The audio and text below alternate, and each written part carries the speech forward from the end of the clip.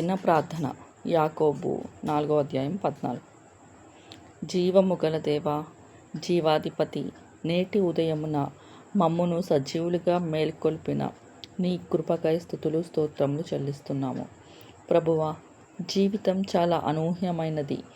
విహారానికి వెళ్ళిన వారు, ఉగ్రవాదుల దాడిలో విజయోత్సవానికి వెళ్ళిన వారు, తొక్కిసలాటలో విమానమెక్కిన వారు, మరుక్షణం అది కూలిపోయి హాస్టల్లో విశ్రాంతిగా ఉన్న వారిపై విమానం పడి ఒక క్షణంలో విగత జీవితులు అవుతారయ్యా.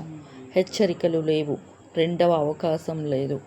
భవిష్యత్తుపై కలలు కంటూ ఒక క్షణం మరుసటి క్షణంలో ఒక జ్ఞాపకంగా మారిపోతున్నారు. ప్రభువా, రేపేమి సంభవించునో మాకు తెలియదు.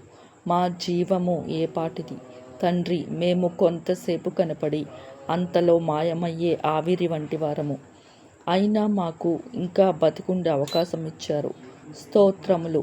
మీరిచ్చిన అవకాశాన్ని సద్వినియోగపరుచుకొని మా చేతులను శుభ్రము చేసుకొని మా హృదయములను పరిశుద్ధపరచుకొని మీ శరణు చేరి మీకు లోబడి ఎల్లప్పుడూ ఇతరుల పట్ల దయ, వినయం, ప్రేమతో జ్ఞాన హృదయము కలిగి మా దినములు లెక్కించుటకు మాకు నేర్పమని, రక్షించుటను నశింపచేయుటకును శక్తివంతమైన యేసుని పేరిట ప్రార్థిస్తున్నాము తండ్రి.